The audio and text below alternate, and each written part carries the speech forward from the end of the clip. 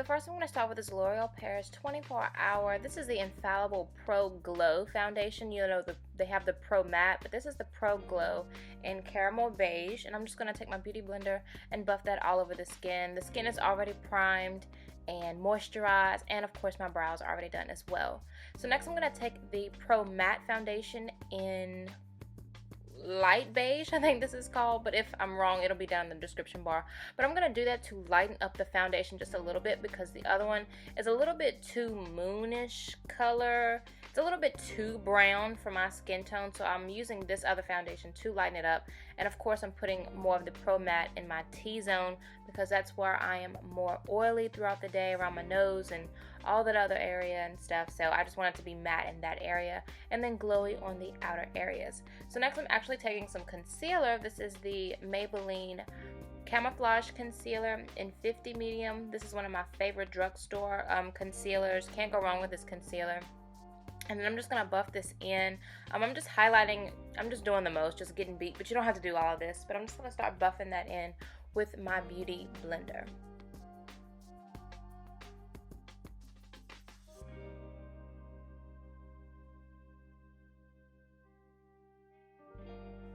Alright, next taking one of my favorite drugstore contouring / foundation products. This is the e.l.f. foundation palette in the medium dark shades, and I'm taking more, I think in the palette, I think it's like the bottom right one, but it's the darkest one in the palette. I'm going to use that one to contour, and I'm also taking an e.l.f.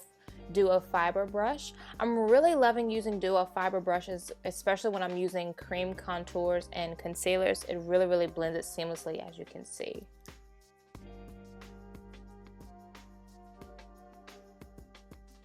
Hey, can you have that powder right there with the orange top? You see the cup that has lipstick? Yeah. So we're putting on makeup naked now?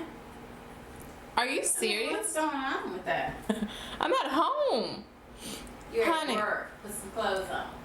Alright, so next taking my Airspun Loose Face Powder in Extra Coverage, I'm going to be baking. As said in my previous video, I absolutely love Airspun powder. I just pick and choose when I want to use it, and today I just decided to use it since I hadn't used it in a few videos, just to show you guys that I do love this powder. You can find this at your local Walmart or Target, wherever they may sell it. Next, I'm going to be taking the Black Radiance Pressed Bronzer, which is my favorite. I don't even know, I'm not even trying to make this like a drugstore video, but I feel like that's what it's coming out to be. But in that case, I'll just call this a drugstore video. But this is my favorite bronzer of all time. I just use this every day, all day, any season, doesn't matter. It's my favorite. It's oil-free pressed powder, and it's very inexpensive. I'm super stoked about that. So next, taking some Makeup Geek blushes. This is one of my favorite blushes. I love orange tone blushes, but this is in the shade Summer Fling, and I just use that in that little magnetic palette. I use it all the time. And next, taking my favorite highlighter, which is Laura Geller Gilded Honey. Every time I say Geller, I always think about the episode, the show Friends. Please comment down below if you watch the show Friends. It's one of my favorite shows on Netflix. I just sit around and watch Friends all day long, just back to back. But anyway, moving right along, I'm going to add that same highlighter to my brow bone, and eventually I'm going to add that into my tear duct as well. Alright, next, just taking some residue concealer. I'm just going to add that on my eyelids just to kind of prime my eyes for the shadow. And then I'm going to take some more of that Airspun powder and set the concealer just so that we can have some really nice blendable eyeshadow. So first, I'm going to be using the Morphe 350 matte palette. That's all I'll be using on the eyes, actually. So I'm just going to take one of the lightest brown. It's more like a caramel brown in that palette, and that's going to be my transition color. And I'm also using a Sigma tapered blending brush. This is the E40 blending brush. And then next, I'm going to be taking a dark brown from that palette, just using I think this is an ELYSIUM brush. I have a coupon code for that down below if you're interested. But I'm just going to take that dark brown shade and just focus that one in the outer crease, inner crease, and more so try to drag it towards the lid a little bit, because it's going to be more of like a subtle smoky eye. So you can just kind of dust it all over. If you want to bring it to the lid just using that brush, that's fine. But I'm purposely switching here to use a different brush because when you use one of these like patting brushes rather than a blending brush, you get two different shades even though you use the same eyeshadow. So I thought that was pretty cool.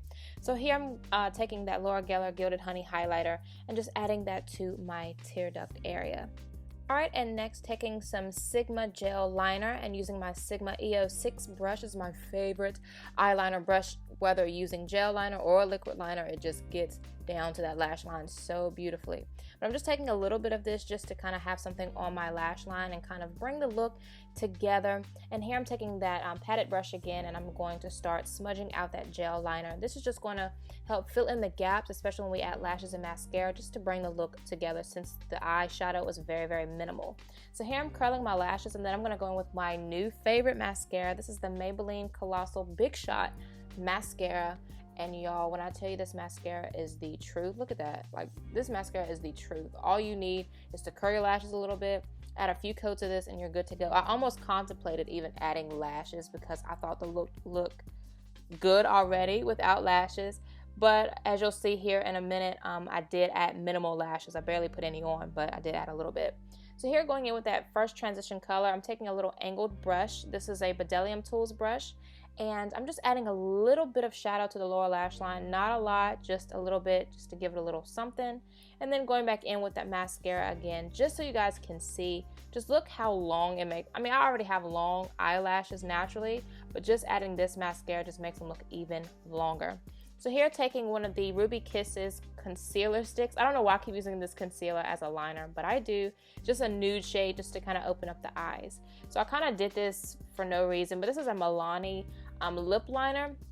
But this is a pink shade, and I end up going in with a dark shade. This is a Southern Beauty lipstick. This lipstick is in the shade Morse, and I also have a coupon code for the Southern Beauty site, so you can get 15% off your order. They have lashes and lipsticks, and you guys can save some money. So there you go with that.